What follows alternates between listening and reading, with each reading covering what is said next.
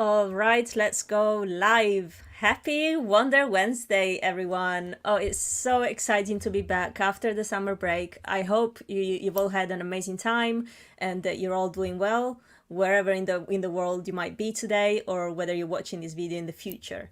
So yeah, we're here, September, so we're kicking off again with our events at Floxies Community, our international community for women in UX UI design and Webflow Development.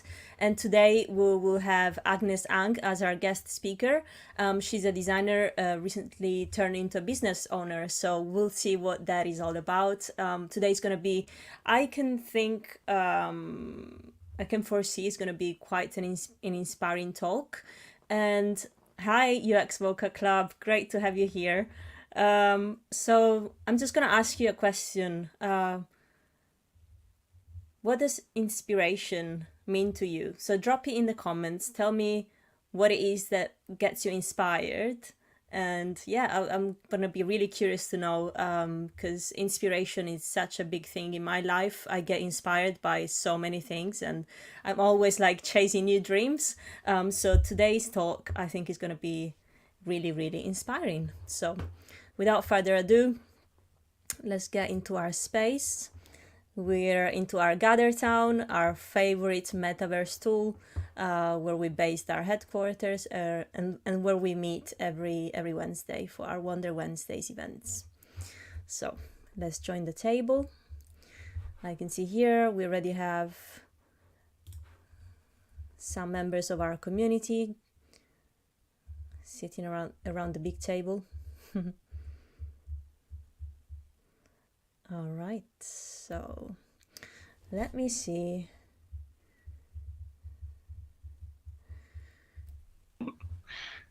Hello. Hi girls. Can you hear me well? Is everything working? It has been a while since the last time. So welcome to our Wonder Wednesdays. Hi Agnes. Willow, I think it's your first time, I think. Yes. Oh, amazing. And Alva, you're here. You made it. Fantastic. Oh, that's great. Because Alva, you were at the ADP List Festival as well, weren't you? Yes. Yeah, I was there as well. Had a great chat with some people. And I think it lasts 24 hours because I've asked them. So it's going to be, it's going to be a long one. So Yes. yeah, for those of you who don't know, ADP List is right now is having like a massive live event. And I just asked them, how long is this for? Because I need to go live with my Floxies. And they're like, oh, it's 24 hours. Okay, bye. See you later. That is a very long time. It is. So here we are. That worked out well for both of us. Yes. So let's see who else is here. Akansha, I think I saw her briefly yesterday. Heather, so happy you're here as well. I know that many people were inspired by the title of your conversation, Agnes, and I personally, I can't wait to see, your journey, because I read on your LinkedIn that you wanted to be a chef when you were a child, and then you became a designer and now a business owner. Yeah. So to me, that's just like also like all the things that I love the most: food, design, and just like being the founder of something. So yeah, that's fantastic. You can probably give a better introduction of yourself. I know you're based in Singapore. Yeah.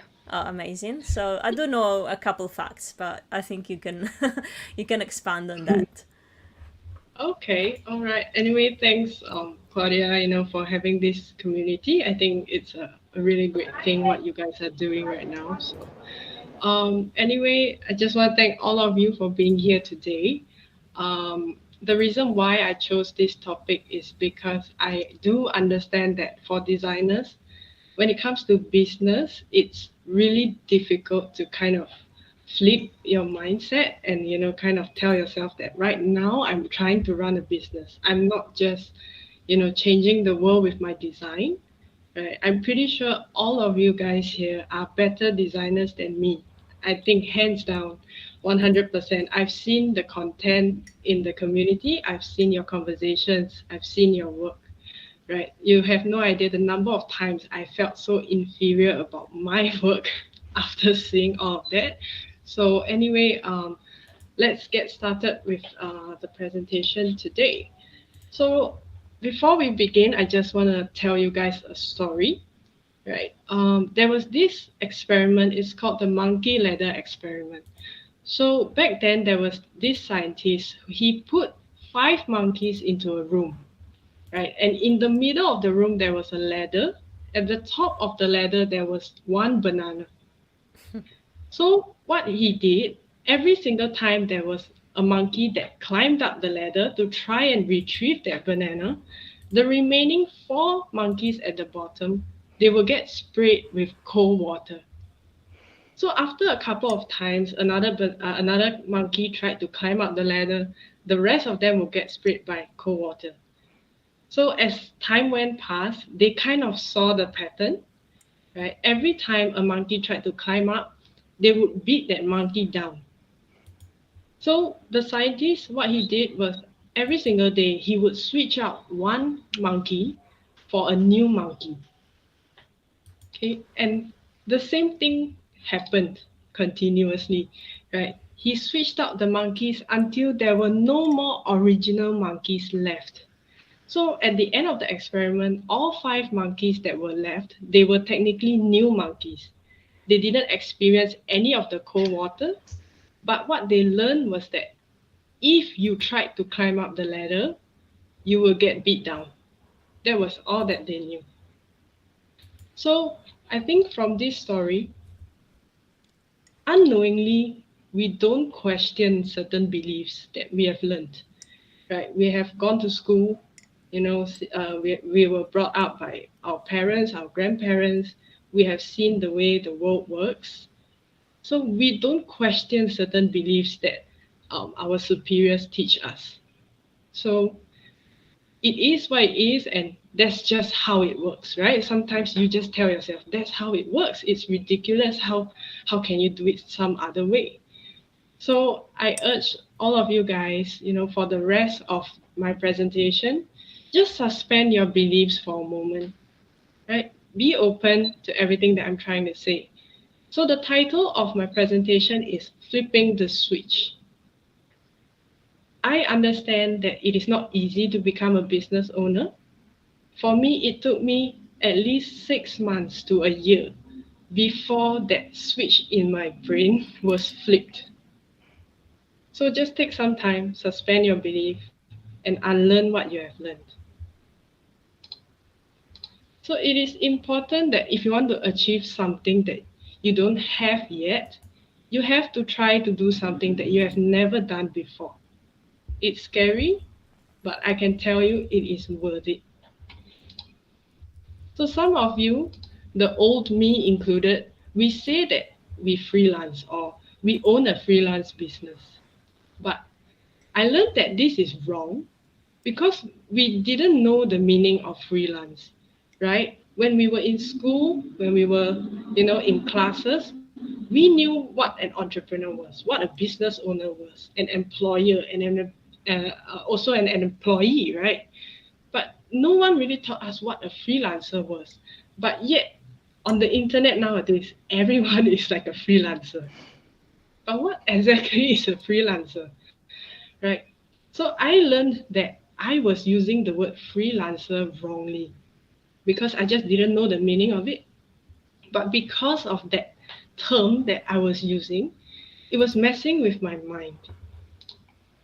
So it is important to correct your mindset because what you think, you will say. And whatever you say, you will do. And after a while, whatever you do become your habits. So your habits will morph into your character. And the type of character you are will determine your fate. So let's be mindful of our thoughts. So I went to look it up, and this is the definition of a freelancer. It is a person who pursues a profession without a long-term commitment to any one employer, right? Notice how I underlined the word employer, okay? So what this means is that there is still an employer-employee relationship. We still have to look for jobs or look for bookings. We have to report to someone on their team. And usually we are expected to do the work by ourselves. Now imagine if you go to, whatever client it is, you go to their office with some dude, right? They'll probably ask you, who's this guy that you're with? Imagine you say things like, oh, this is my intern. Okay, my intern's gonna do the work. I'm just gonna sit here. I'm gonna guide him. Are you cool with that? They'll probably kick you out. So at this point, you're probably like, wait, I'm not a freelancer, or I don't want to be a freelancer. So you need to stop thinking like a freelancer. Deep down, I believe what every one of us want is to be a business owner. So we need to start acting like one. But what's the main difference? We need to understand that a business cannot survive without revenue, right? We cannot survive without cash flow. So business owners, they actually focus on just three things. One is marketing, second is sales, and third is business development. So a business is usually project-based or campaign-based. That's why we have contracts, we have proposals, we have scheme of work. We work with probably some employees. Sometimes we outsource to other freelancers. We might have partners. So you rarely do the work. You mostly do the overseeing and the management of your projects. And most importantly, it is self-directed. So it means that you have to just make sure that you achieve the results that you promised, or you just need to get the job done. I don't know about you, but to me, this is the true definition of doing your own thing. Freelancing is still not doing your own thing. So with that, you have to change your mindset. You are not a freelancer, you are a business owner. If you want to be a business owner, you need to stop saying that I run a freelance business, because that is still not business per se, right? Strictly speaking. So right now on the screen, you see the word why. Think for a second. Why do you want to be a business owner? Right? I'm asking this question because transitioning into a business owner is the toughest thing I've ever done in my life. The fear, the anxiety, the nasty people that I've met, the aggressiveness of other business owners, I think it's insane, right? There's no community that is as friendly, as accepting as the Floxies. You will never find that out there. If you don't have a solid why, you will give up. That's the reason why 90% of business owners, they don't make it. Right? Even lasting over 5 years as a business owner is super rare because of how difficult it is. So please take some time to ask yourself why. Why are you doing this? Is it so that in the future you have some flexible time, you're able to, be a part of your children's lives a bit more? Is it because you want to travel the world? Or you want to retire your parents? Right. Take some time and think about it. So earlier on, I said that businesses can't survive without revenue. So obviously, as business owners, we need to get clients. Right? A question that I hear a lot is, how do I find better clients? So to find the answer, I think the best way is to flip the question. How do better clients find you instead? So essentially, what we need to do, we need to understand the user journey. So I know that many of us here, we are designers, right? Especially UX designers or product designers, right? Me included. We are supposed to be the best marketers out there. But we were taught to think as an employee, not a business owner. So we end up struggling to do marketing for ourselves. So let's change that by asking a few questions. Right. So next, I have a series of questions. Right, you guys can feel free to take it down to think about it later. Right, but right now I'm just gonna give a very simple example. So think about a time where you made a purchase that you loved it, you loved the product, or you enjoyed the service so much. My example is, let's say I bought the ergonomic standing table, right? That's a very hot item to buy for designers and creatives at home. Everyone's working from home. Suddenly, this is something that we need, right? So let's say I bought a standing table from, I don't know, maybe IKEA, right? And I'm in love with it, 5 stars, no regrets. So the next question that I have to ask is, how did I become aware of this product in the first place? So I became aware of this product by searching on Google, right? Maybe I searched for things like, how can I make my work from home experience better? Or maybe I have some back pain, right? So I would obviously go to Google. I think many of us turn to Google. And let's say the IKEA result was the first organic result that showed. So next, what research did I do prior to buying, and what made me decide to actually buy? So let's say I went to YouTube and I watched reviews for the IKEA standing table.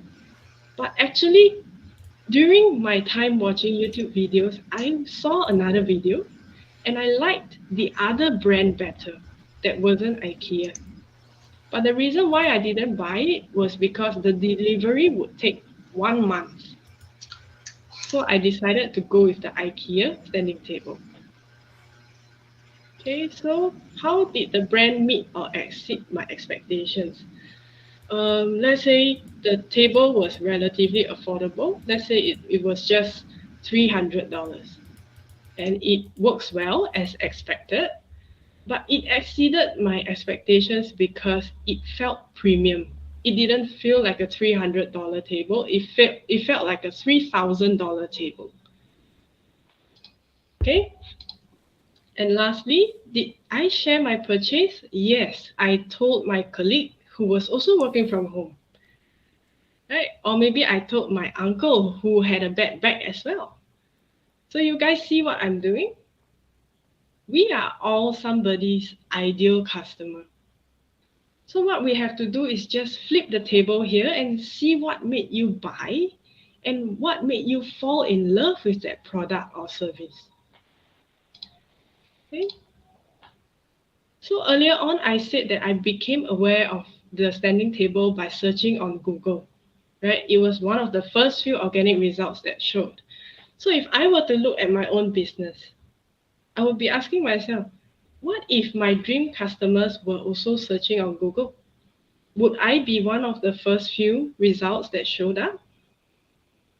Right? So what we can do is look back at all the answers that we have and just, kind of see, are we even doing what all these businesses are doing? Are we even reaching out to our dream customers? So after understanding the user journeys, you will realize that businesses have to appear in front of the customers. You have to build awareness in one way or another. Clients will not come to you. Okay, so this is one of the biggest pain points of any business owner. Okay, so right now what you will see on the screen is an inverted triangle, right? This is literally called a funnel, right, because of the shape. But so from the top, you will see that your clients, they have a problem, they have a need, right? But they have to become aware of your brand that solves their problem or their need. But after they even know about your brand, they will actually do some comparison, they will do some research. Only when they feel validated and assured, then they will convert. So I just want to, make a note here that conversions doesn't necessarily mean that they are buying something from you. There doesn't have to be any monetary exchange.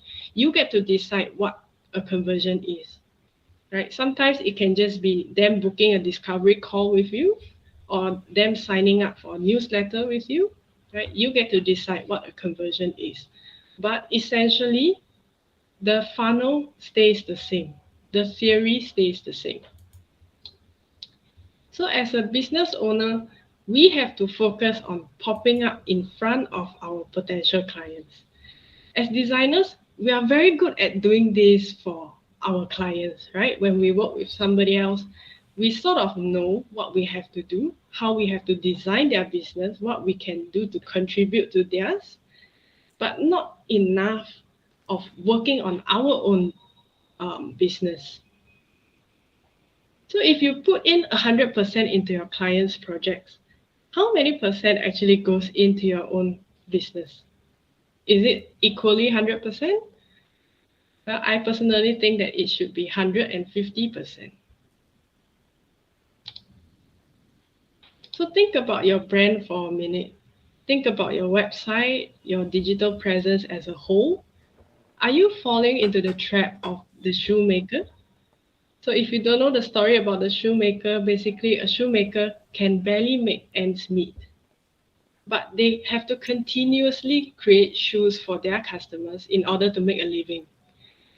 But ironically, he and his children, his family, they do not have shoes because they can't afford to create shoes for themselves. Right? So we have to be very careful not to fall into the trap of the shoemaker. So take some time to figure out what's the story behind your brand. As creative people, we are very good at telling stories, right? We always believe that when we design something, it has to have some form of storytelling. So what's your story? Think about that for a second because it's really, really important. Try and document down your process, like when you go out for walks or when you go to a restaurant, what do you see? How does that spark your creativity? And when you're understanding your clients, market, their customers, what is your thought process? You have to try and document down everything so people know your story. Because at the end of the day, work without a story is undifferentiated. It's just work, right? Undifferentiated work means high competition. So do yourself a favor, think about your brand story for a second. So next, I want to touch on social proof. A great way to convert more clients on your funnel is using social proof, tons and tons of social proof. But at this point, you may be thinking like, I've never worked with Apple or Nike. I don't have enough social proof. Well, I can only tell you that you have to go and get some. You can do some work for free or at a discount in exchange for a testimonial or anything, right? When you are working with a client or even with your employer, if you are working now, just take note of the compliments that they give you, right? It doesn't have to be a formal testimonial. Anything that they say without even knowing, right? They are actually complimenting you and telling you how good you are at doing certain things. That is also a form of testimonial. So take that down, right? And remember earlier in the IKEA standing table example, I mentioned that I was watching YouTube videos on the reviews of the IKEA standing table, but I saw another brand that was better. So that was also social proof. That is the power of social proof. So please don't disregard all the compliments that come at you. Okay, now I want to touch on something that you may or may not agree, right? So just bear with me for a few minutes. This is a quote from Blair Enns. I don't know if you guys have heard of him. So he is an award-winning author. he says that focus doesn't imply going narrow, it means going deeper. So, in other words, positioning yourself as an expert is just, there are a few ways to do it, right? But ultimately, what you're trying to do is you want to have a knowledge, deep knowledge in an area, rather than having just some knowledge in many, many different areas. So, right now, I think the hot topic amongst the designers on the internet is about niching down. So, but niching down actually really works. Right? It helps you to be more detailed when you're understanding your user journey. There are a couple of different ways to look at this. So, if you look at my website at agnesang.com, you will see that my messaging and my content is tailored toward the F&B industry. All the blog, the content that I do, it's all surrounding restaurants and cafes and bars. Because I have chosen to be a design expert for the F&B industry. So I have chosen to be industry focused. Another way that you can focus is on a specific skill. So for example, being a web designer expert in Webflow, that is also a skill specific niche. Or you can be a mobile app designer, that is also skill focused. So which type should you choose, right? Should you go for industry focused or skill focused? And which niche should you go into in the first place, right? So what you guys can do is use the Pareto principle to find your answer. For those who don't know what it is, it means that 80% of your output is determined by 20% of your input. So for example, 20% of Italians own 80% of the country's land. 20% of drivers cause 80% of all car accidents. So you can ask yourself things like, 20% of your clients account for 80% of your revenue. Who are they? Right? How can you get more of those clients? Or if some of you are just starting or you don't have enough clients, you can try another question like, 20% of your thoughts and your activities, they account for 80% of your time. What thoughts or activities are those? So for me, mine was surrounding food. Mine was a lot of cooking. I was visiting a lot of cafes and restaurants, and 80% of my money was in food. So that was how I knew that I was interested in this space, right? In the F&B space. So niching down will help you reach your dream clients a lot easier. So for this last part, I want to talk about language. So stop telling yourself that you are a freelancer. You are no longer a freelancer if you want to start being a business owner. So you need to talk to other business owners, or you need to talk to your clients like a business owner, right? You need to speak the same language as them. So don't tell them that the designs will be premium, you will get awesome custom graphics, you will get super high quality work, cool and innovative designs, and your clients will find the appeal. Like they will not find any appeal from any of these things that we mentioned. Right? So all these things are what I often hear from designers, and it's very difficult for you to do sales. So instead, talk to them about their ROI. What can they expect from investing in your services? Because no matter how great your designs are, they will be seen as an expense. Even if it is the best design in the world, there has to be a certain kind of ROI that the business owner can enjoy if they were to invest in your designs, right? So perhaps it could be a certain number of conversions, or is it a funnel or strategy that will help them reach a certain number of customers or a certain number of leads per month, right? Or what about their stakeholders, or is it to drive down their cost per acquisition? Right, so all these terms I don't think designers are kind of familiar with.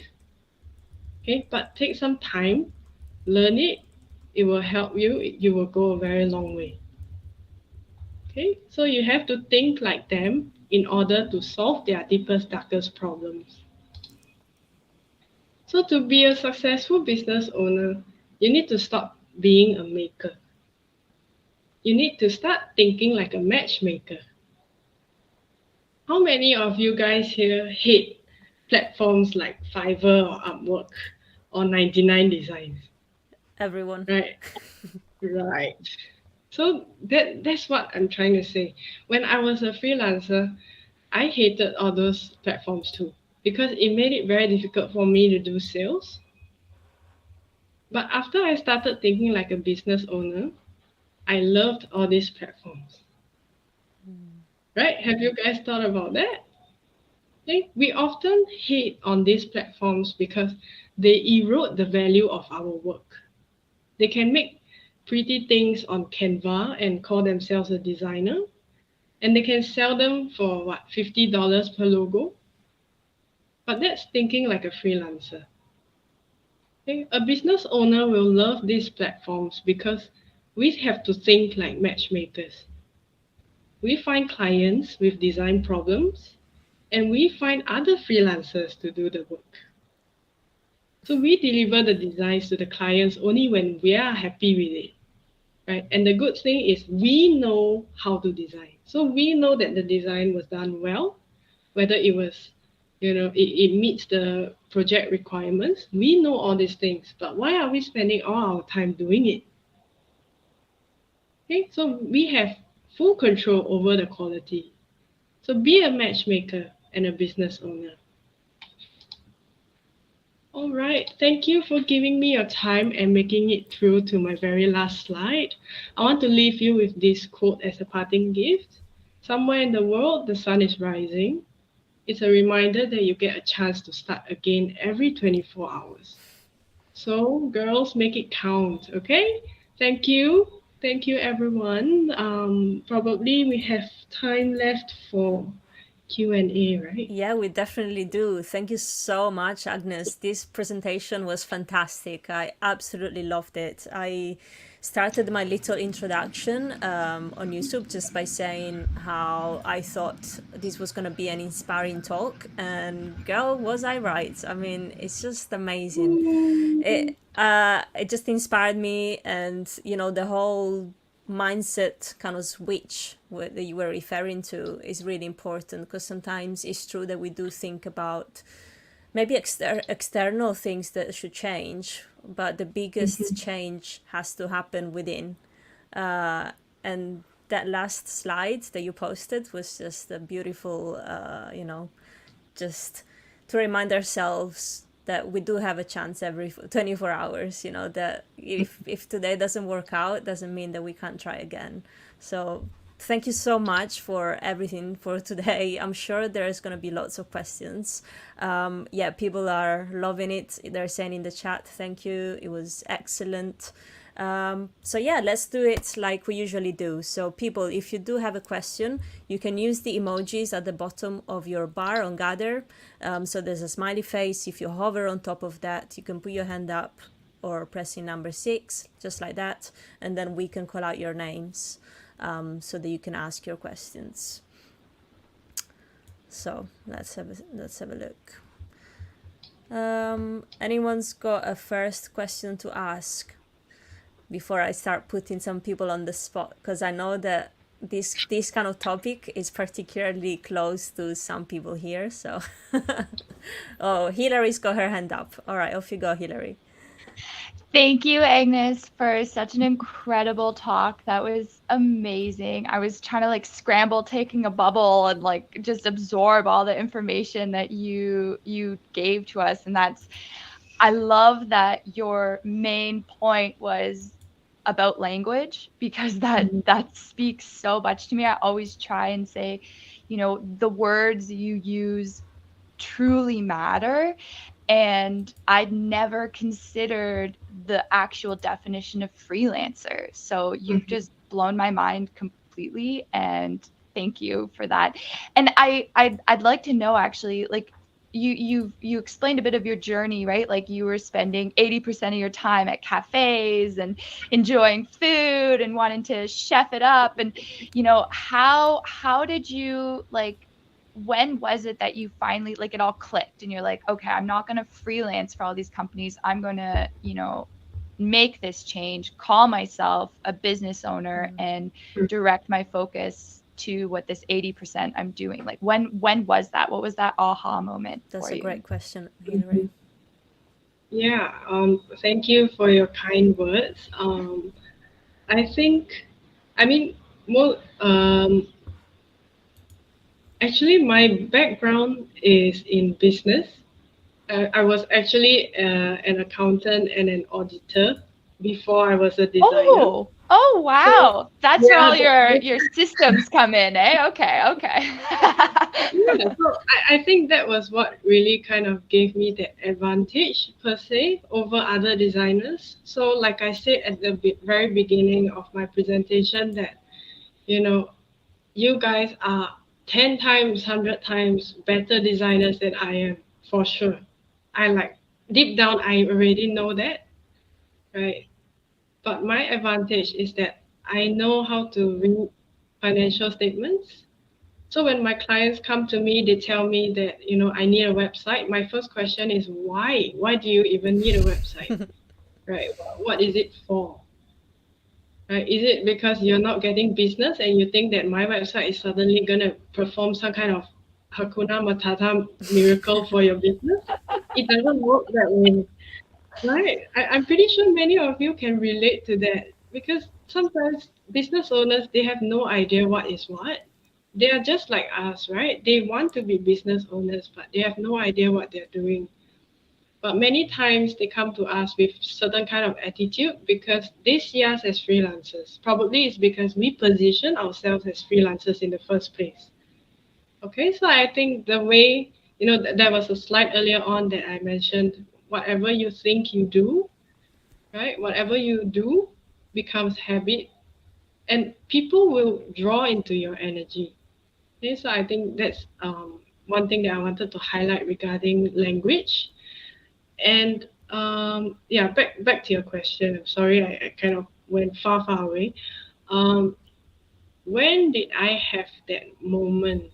Uh, Actually, I had that moment at the beginning of the year. So before this, I was actually working at a company. But for my personality, I'm not the kind of person who can work for somebody else. It just, I always feel like there's a box around me. I kind of outgrow the company very, very fast. But granted, I have never worked at an MNC, so I have no idea what that's like as well. So when I outgrow the company, I came out to do this on my own. I was studying design like every single day. But there are designers out there who went to the best design schools in the world. So I kind of knew at the back of my head that, okay, you're gonna have to do this every single day, or that's it. You have nowhere else to go, right? So yeah, I was studying like crazy, and it was until the 6 months mark where I realized that um, I am super unconfident about myself. Mm. So again, right, whatever you think you do, Which is so mind blowing because after your whole presentation, to think of yourself as somebody not being confident is just such a big oxymoron. Just like, to me, you're like such an inspiration and just somebody that's giving me strength to like change my mindset ever and ever again. Like, I've done that already, but now I'm thinking after this talk, okay, I'm gonna change even more. And you should like look really at yourself in the mirror and just like give yourself that strength that you're giving us here today. Because don't think you're worse designer than we are, or blah. Just, you're Agnes with everything that you're giving us No. I'm today. gonna cry. Oh my God. Yes. Yeah, applause for sure. Yeah, yeah. Anyway, guys, I think that for you to kind of find that switch, I can't give you a timeline. Hmm. I can't give you a list of things that you have to do. right? Because even for me, it took me 6 months, and my first client only came 6 months later. So before that, for the first 6 months, I had no income, and I had all this insecurity. I had all this like fear and self doubt, like what am I doing? Right? I probably need to consider going to design school. I need to, start paying for more and more courses, but I'm running out of money at the same time. So I think it also kind of have to you have to think about your circumstances and your why. Right? Why are you doing this in the first place? Right. So it was at the time when I was thinking about my why that I kind of told myself that okay, I have to be able to feel confident. And the area that I'm confident in is something that I've been doing for a lot of my time. Right, I spent a lot of time and a lot of money willingly on something, and it just happened to be food. And since young, yes, I wanted to become a chef, but coming from like a very traditional household, you know how Asian parents are.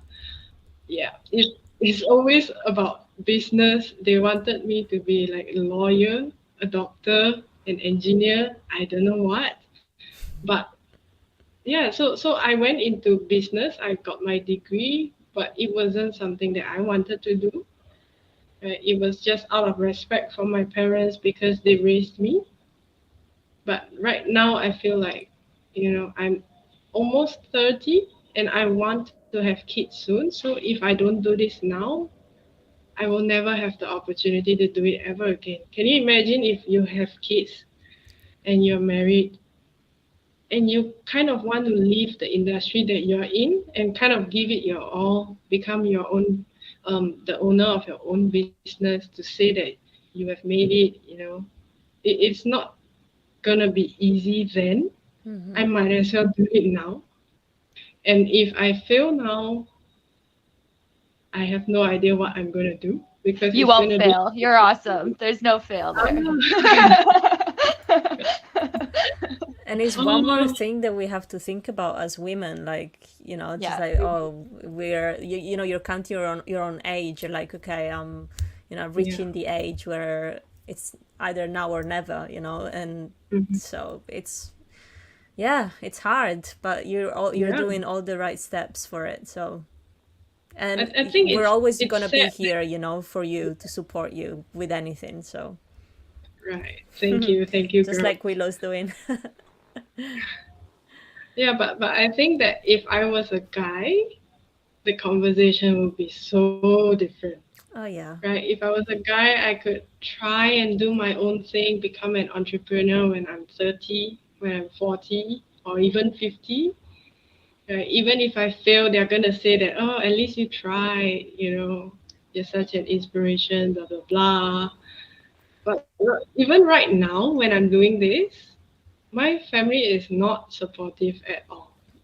Like the Uh, only one who is supportive of me is my boyfriend, right? So like he is really the one who is supporting me financially even right now because I have no choice. But luckily he's like really supportive and he believes that I will succeed. So he is also part of my why, right? So I urge you guys to really think about your why.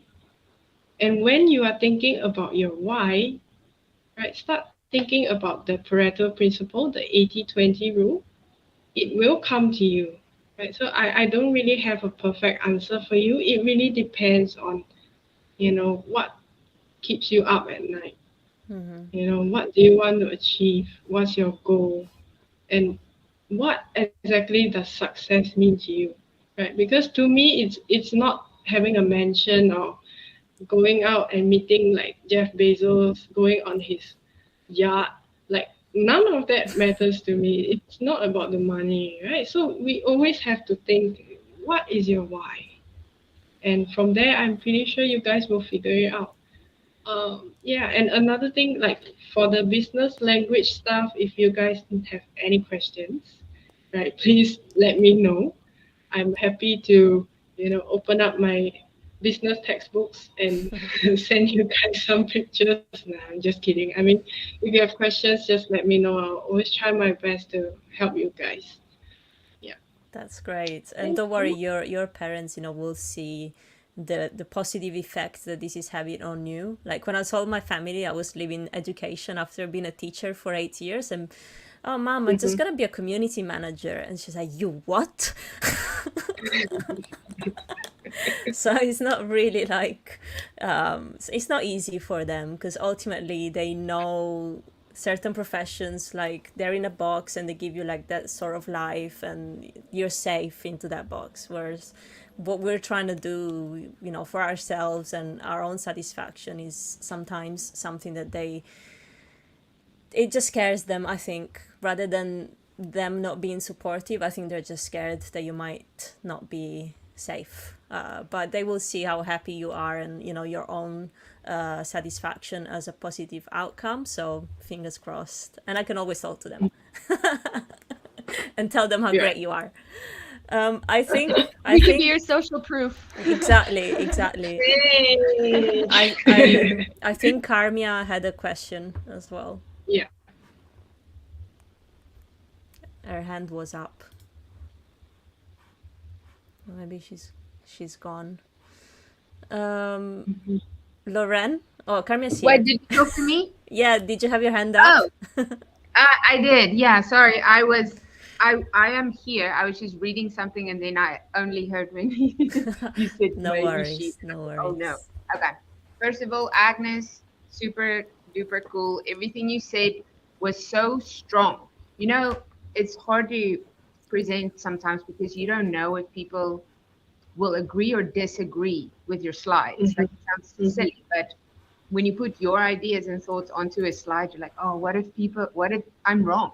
You know? So super cool that it came out so strong. And I agree with everything you said. I loved all the stories you told. But my question was, do you have Mhm. like a horror story of, I don't know, I just feel like your vision is so strong that did something happen where you're like, oh no, I need to now pull up my socks, you know? It's like a cringe story.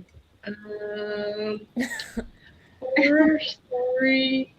I think when I really hit rock bottom was that, like when I left my job earlier this year, I was really confident in myself, right? Because I mean, I knew business.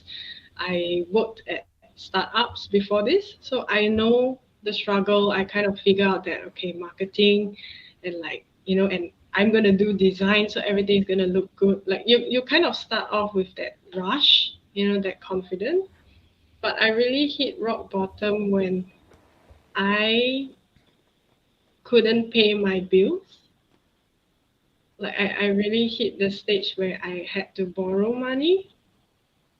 And I think that was the point in my life where I was like, okay, you're not that big shot that you think you are. Right? We sometimes it's good to have confidence, but we may mistake that as like it could be ego, but we mistake it as confidence. And I think that was the case for me. So I when I hit that time in my life and I had trouble paying for my phone bill even because I mean we all need our phone now, right? My clients would WhatsApp me or even my leads. Sometimes they would WhatsApp me, so I couldn't live without my phone. And when I couldn't pay my bill, like that was the worst feeling, I would say. So I kind of realized that you know you need to unlearn. So yeah, that was one of the slides that I had as well. We need to suspend our disbelief. We need to unlearn whatever we think we know, because 99% of the time it's only is partially correct or is completely wrong. Yeah. So that was when it kind of really hit me. I hope that answered your question, Yeah, Kamya. I think you really understand your why, and that's why you come off so confident. You know exactly what you want and you know how to get there. And that's really Mm-hmm. cool. Willow's got her hand up before it falls off. Thank you so much, Carmel, for your question. Let's put it back on. um, I'm in a very similar boat to you, Agnes. I am Mm-hmm. 36. Have What? recently You're how old? 36. What? I don't look it, No, I know. no, no. And I just this week started the UI design course at Career Foundry. I've dabbled in graphic design before, but I've never actually done this before. And while I'm doing this, I'm also an independent insurance agent. Oh, wow. And I've recently hit rock bottom with not being able to pay my own bills. So I know how it goes. Are you living with your parents? I'm living with my partner. He and I are, Okay. yeah. We're. I'm so So glad that he's he's able to supporting pay you? bills. Yes. Okay, okay. Then I think it's probably time for you to think about your why. Yeah. Right? I don't really It have a doesn't. specific question. I just wanted to say thank you because this Mhm. is more needed than anything else. So thank you. And Sure, that's a no great problem. outcome. Thank you so much, Willow. You know, sometimes we Thank you. don't have to have questions. Sometimes it's just helpful to be here, be together. You know, you're at the very beginning of your journey, and now you have like over 1,000 people very happy to support you along the way. So whenever you have any questions or any doubts, drop a message on Discord, and we'll be there straight on. Wonderful. Of And course. I can be cheerleader. Woo! Yay! We need some cheerleaders. Fantastic. Yes. Loren, you got a question? Or Very quick question, and also to explain that it was a amazing presentation because it's a good time for this presentation because I'm a freelancer and I try to change my mindset to as a business owner, and I know it's take a little time for me, but Mhm. I'm trying to change my mindset to this kind of mindset. And my just a quick question is when you are explain about the why, are you reference to the Simon Sinek with a golden circle, or it's completely something else? Hmm. Yeah. I know that Simon Sinek is famous for why, like for the question why, but I'm not very familiar with his version of why. Yeah, I totally forgot about him. I mean, I watched his videos like probably a year ago, so I can't really remember, but it could be similar, because we tend to remember things, right, subconsciously, right? That's why like the title of my presentation is flipping the switch. It's always a switch. I always realize that in our lives something might happen, but the effect doesn't come right away. Usually it just comes and you're like, it just like that, right? I mean, I've had times when I was lying in bed and it's probably like 2 3 a.m. and I just get up and I'm like, oh, I need to do this thing, right? So at like 3 a.m. I'm like I'm like at my computer. I just start doing things. I mean, it just happens. But I think for my version of the why, it's kind of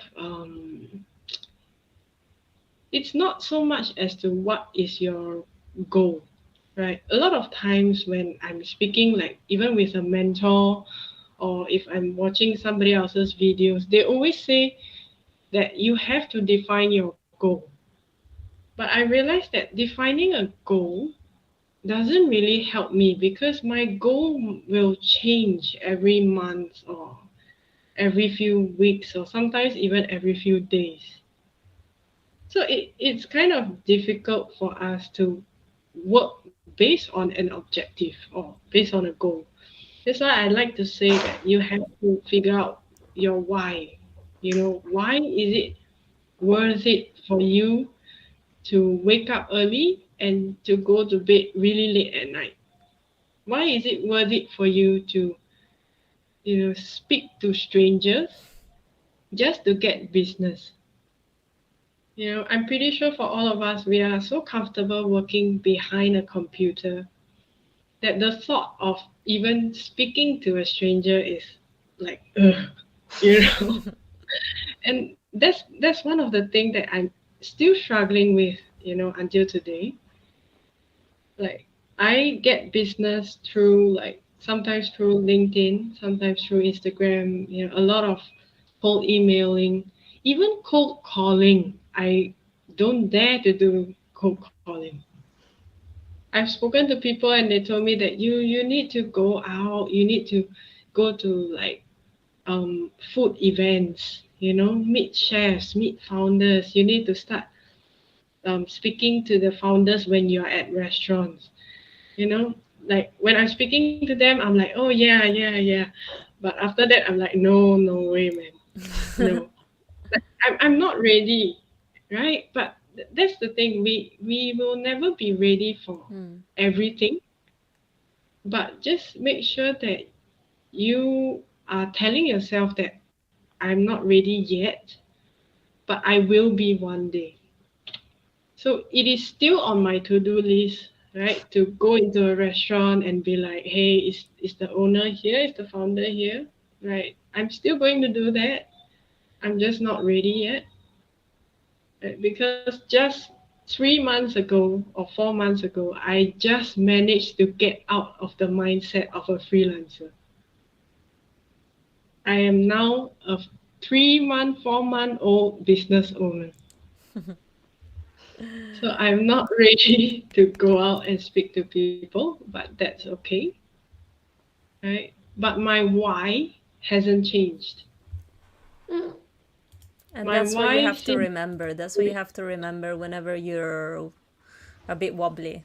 Just remember your why, and you might not feel ready yet, but please, by all means, don't let that stop you. Like if in 3 months you're still not feeling ready, think about your why again, or tell us you're yeah. still not feeling ready, and we'll be like, we'll try and sort it out.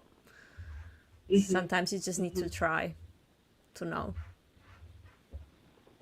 I mean, I'm just curious. How many of you guys are like freelancers right now? 1, 2. Hillary, I think, are you freelance? I don't actually call myself a freelancer. Are you a I'm a business business owner? owner. I Yeah. knew it. I knew it. Okay, that's good. Okay, so quite a few of us here. I think it's really normal for us to call ourselves a freelancer, especially when we're in the design space. I mean, we didn't know any better, right? Everyone is like, how I earned 100K in 1 month as a freelancer. And when you go and watch their videos, right, they are not freelancer, they are business owner. Mm-hmm. Everything that they are doing is whatever I mentioned earlier. It's all business stuff, right? Every other business does all those things. So, but they still call themselves a freelancer, which is not accurate in the first place. I think that's why, starting out as a freelancer, we always look at like YouTube, right? We read blogs and we find it so difficult to apply whatever they're saying, but it's because they didn't define what a freelancer is in the first place. Right? So our mindset was wrong, and that's why our application is like haywire. And because of the way that we apply things, we give up like halfway, or some things we kind of want to do, some things we don't do, and we end up just doing case study after case study after case study, hoping that one day that perfect client will chance upon our case study and reach out to us and be like, I want to work with you. It has never ever happened to me, and I don't think it happens a lot as well to other people, right? So I think if you switch your mindset to being a business owner first, right, you will be the one going to the client. But once they work with you, they will love your work. They will love you as a person, as a design partner, not an employee, not as a freelancer, as a design partner. They will come back to you, or they will not outsource, they will refer you to somebody else, right? So I think that's the cycle of a successful business owner. On that note, I'm gonna give my congratulations to Alva for landing her design internship. She was looking for an internship. She recently got one, so really happy for you, Alva.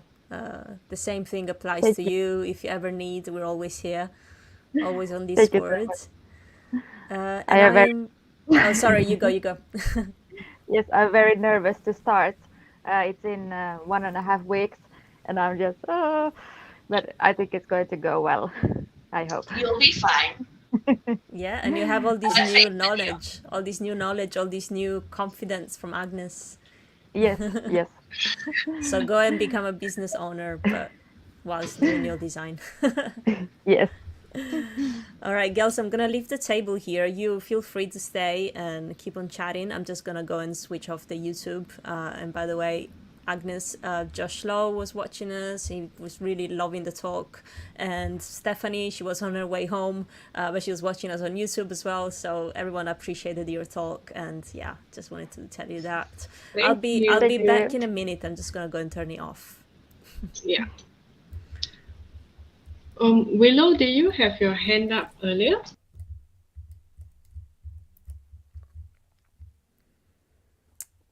Okay, so let's go back.